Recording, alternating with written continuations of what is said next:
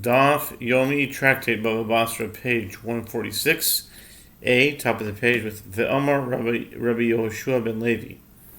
And Rabbi Yehoshua ben Levi says, Kol Yimei Ani Ra'im,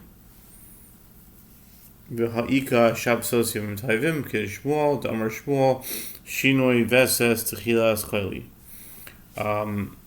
This Gemara was talking about analyzing or just darshaning a verse from Proverbs that talked about the days of a poor person are bad, and what was it? Let's see here. People were giving their opinions about what this verse means. The days of a poor person are evil, and a good heart. For the good-hearted is always a feast. So the various rabbis were giving their opinions. So Yehoshua ben Levi says that is it so that all the days of the poor are terrible, but they have Shabbos, Shabbatot, and Yamim Tovim, festivals.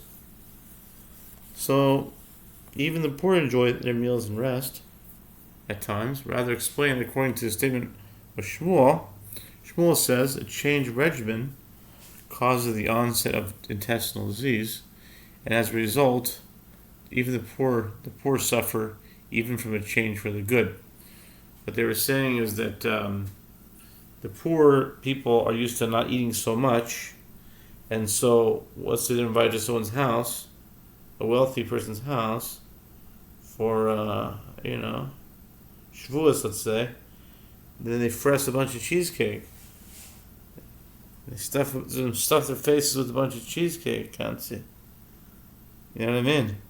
You understand? They stuff their faces with a bunch of cheesecake, can't see. And then it's a problem. Ksiv B'Sefer Ben Siro. It is written in the book of Ben Sira, Kol Yimei Ani Roim Ben Sira Oimer Af Leilois B'Shvat Gagim Gagoi Mimatal Gagim Legagoi Berum Horim Karmoi Me'afar Karmoi Lekromim. It is written in the book of Ben Sira, all of the days of the poor are terrible. Ben Sira says the nights as well. His roof is at the lowest point of the roofs. The rain of roofs go onto his roof. His vineyard is at the height of the mountains. The soil of his vineyard goes into the other vineyards. And that's it. New Mishnah. Hasholeach sivloi nois lebeis chomiv. Sholach shomei amoni ve'achal sham sudois chasen afilu b'dino einon nigbin. Lo yachol sham sudois chasen. Ha're'elu nigbin shach sivlonois merubin shach siro imo lebeis bailo. Ha're'elu nigbin sivlonois muotin shetishtamesh bahen beis avi and nigbin.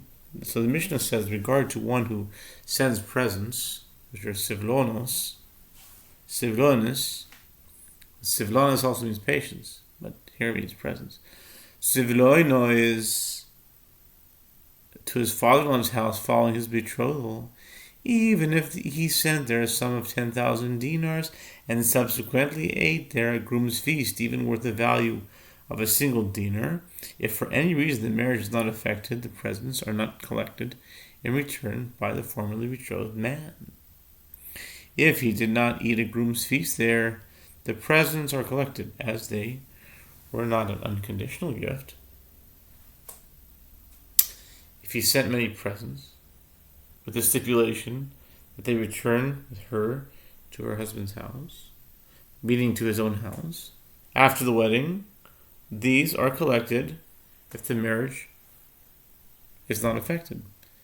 If he sent a few presents for her to use while in her father's house, they are not collected. Okay, the Talmud says, Amarova, Dafke dinar al pachois dinar lo. Pshita dinar tanan, Ma'odute mahadin. Hu hadin. Ta'afilu pachas medina v'hai katoni dina. Archale bilse katoni kamashmalan. Gemara says, the Mishnah states that if the betrothed man ate food worth even a single dinar at his father-in-law's house, the presents are not returned. Rava says this applies specifically to the value of a dinar. But if he ate food worth less than the value of a dinar, it is not so. The Gemara asks, isn't that obvious? As we learned the halacha in the Mishnah with reference to the value of a dinar, the Gemara answers, it is stated, lest you say, that the same is true even in a case of less than a dinar. And the reason that a Mishnah teaches that the halacha with reference to a dinar is that it teaches the matter in the manner in which it typically occurs. And one does not usually eat less than that. Rava therefore teaches us that the formulation of the Mishnah is precise. The Mishnah is not referring to the value of less than a dinar. Achal tanan shasamai hu tanan shluchai mai sham tanan shiga loy mai. The Gemara asks, we learned the halacha in the Mishnah with regard to a betrothed man who ate at his father-in-law's house. What is the halacha if he drank there? We learned the halacha in the Mishnah with regard to a case where he, the betrothed, ate there. What is the halacha if his agent ate there? We learned the halacha in the Mishnah with regard to a case where the betrothed man ate there at his father-in-law's house. What is the halacha if his father-in-law sent him a feast to his home? Tashima. The Gemara answers coming here, proof from the Brayz. Damar Yehuda, Amar Shmuel. Coming here, proof concerning these matters. Yehuda and Shmuel says, Maaseh be'adam echad. It's not Brayz, I don't think. It's just Yehuda and Shmuel. Maaseh be'adam echad sheshiga lebeis chamiv me'akroi nois shel kadei yain shel kadei shemen shel kli kesef shel kli zohov shel kli melas. ורחב בשמחה עשוי, ורב יום הבא בחמי, והוציא כהס של חמי משסו, ומייס. Wow. The Gemara answers, come and hear proof concerning these matters. As Rabbi Yehuda says, that Shmuel says, there was an incident involving one man who sent to his father-in-law's house 100 wagons full of jars of wine and jars of oil, and 100 wagons full of silver vessels, and 100 wagons full of gold vessels, and 100 wagons full of garments full of wool, milat. And he rode over in his state of joy, and went and stood by the entrance to his father-in-law's house. And they brought out to him a cup of hot drink, and he drank it, and subsequently he died. Poor guy. V'zu haloche, ha'ele Rabbi Acha, sar habira lifnei chachamim le'usha. The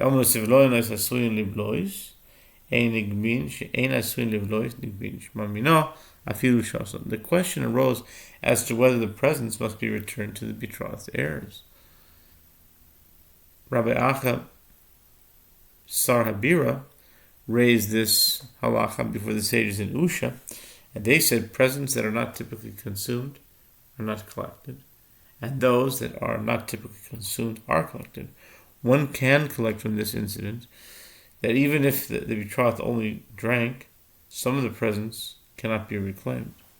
Shema pina fil pachas medina, o marabashi man lemo, lond lo shachaki le margoniso de shave al pezuze. Yashke shema pina afilu shigru loi dilma kol pesach beis chamiv ke beis chamiv dami. What's he saying here? The Gemara asks, can you learn from this incident that the presents cannot be claimed even if he ate or drank less than the value of a dinar, since a cup of hot drink is not worth a dinar?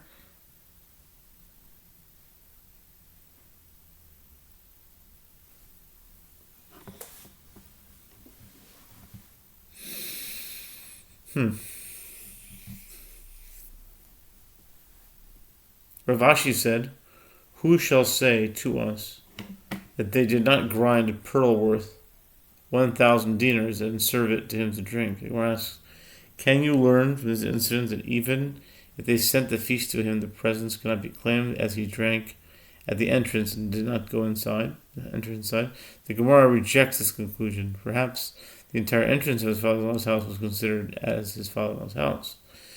A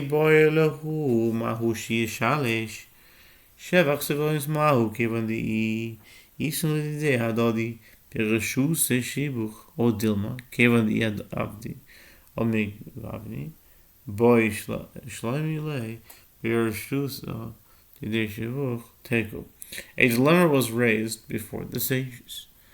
Rava states that if the betrothed man ate less than the value of a dinar at his father-in-law's house, and the marriage is not affected, he can collect the presents he sent.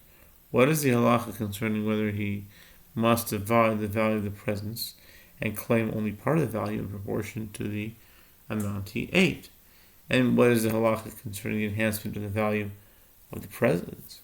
Does one say that since the halacha is that they are extant, they return to him, therefore they were enhanced under his ownership? Or perhaps, since the halacha is that if they are lost or stolen, the betrothed woman's family is required to repay him, and therefore they were enhanced under her ownership. The Gemara concludes, Teiku, the dilemma shall stand resolved.